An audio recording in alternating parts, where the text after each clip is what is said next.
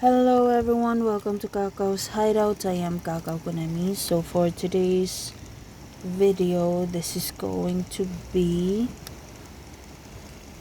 for Virgo.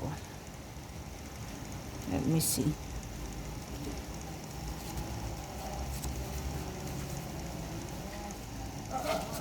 Just a moment. Here. I will need this so I can see it quickly sa gallery.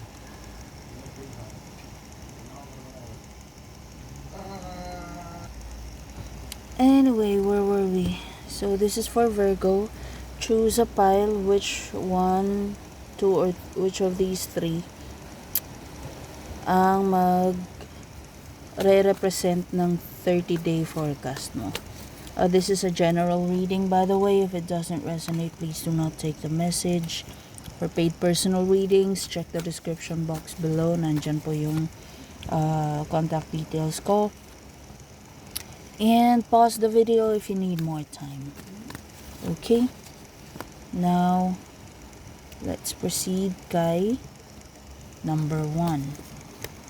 So, if you have chosen number 1, for the next 30 days, something unfair will trigger you to actually have an emotional outburst. Parang matagal mo na siguro tong tiniis, hindi ka umiimik, and there's a big possibility na parang hindi mo na mapipigilan yung emotions mo. Baka umiyak ka, magtantrum ka, breakdown ka.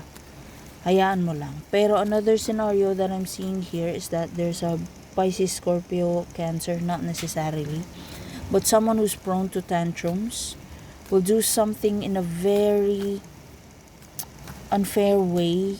Na parang feel mo hindi na niya inisip yung ginawa mo, yung sacrifices mo and all that. And it's going to break your heart. Now, what do you need to do about this? Focus on unburdening yourself. Parang wag mong kimkimin, wag mong itolerate. If this is something na you should be reprimanding and disciplining, gawin mo daw. Parang wag mong tiisin, especially if namimihasa na. Pero if this is regarding yourself, na parang you think you've been unfair to someone or to yourself, parang how are you going to unburden yourself with the guilt? And how are you going to move on from it? And this time, don't overanalyze the situation and your emotions, but just allow your emotions to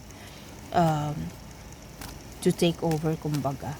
If kailangan sumigaw, go ahead. If kailangan umiyak, go ahead.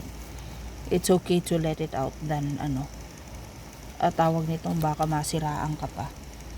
And if you're going to do that, you will feel more in connection with your emotions, and at the same time, parang after the breakdown, after letting go of mga kinikimkim mong emotions, parang you can actually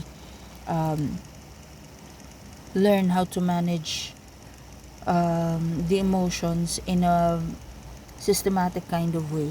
Ito yung parang okay na, ilabas ko na lahat, I'm good. So allow that to happen. Okay? So there. That's for you, number 1. Let's proceed kay number 2. If you have chosen number 2, for the next 30 days, it will be about options. Pwedeng options to travel to, options of endeavors to choose, businesses to start. Whatever it is, parang it has got something to do with an idea na pwedeng pinropose sa'yo, pwedeng narinig mo, and you thought it's something na either uninteresting, pero ngayon baka naku-curious ka na, or pwede ring this is something na nakalimutan mo lang talaga altogether.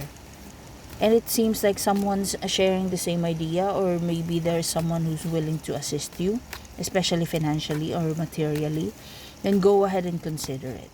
Now, what do you need to do about this? Express your excitement to this person, probably a fellow Virgo, pero pwede ring Taurus or Capricorn, or someone who's already had investments going on, businesses being managed well. So, try mong i-express yung ideas mo sa kanya, and check and balance kayo ng magandang gawin. And if you're going to do that, possible outcome, yung akala mo hindi ka magiging interested na gawin, or parang feel mo walang kikitain dyan, wala akong mapapala dyan, next thing you know, it's going to be the main focus of your next 30 days. Okay? Anyway, that's for you. Number 2, let's proceed kay number 3. If you have chosen number 3, the next 30 days will be about relaxation, having a wish fulfilled. Pero, you have to make sure na you drink moderately. You're not going to be indulging too much, especially if you're with someone na you don't actually know thoroughly. Or maybe this is someone na kakakilala mo pa lang. Or maybe this is someone na laging, andyan lang pagka may kailangan. So, make sure you're not going to lose control on yourself or your situation with someone na you don't trust or you don't know. Now, focus on inviting people na you actually trust. Maybe people you've known for years na. Or if hindi naman, or if pwede namang i-cancel muna yung celebration, or wag na munang uminom, wag na munang gumimik, then yun na lang muna gawin. Para mas if it means you can be assured na you will be in a safe place when you relax. If kayang i-cancel and be surrounded by people you know, go ahead and do that. Pero if hindi na, maybe try not to indulge too much, especially if there's drinking involved. Okay?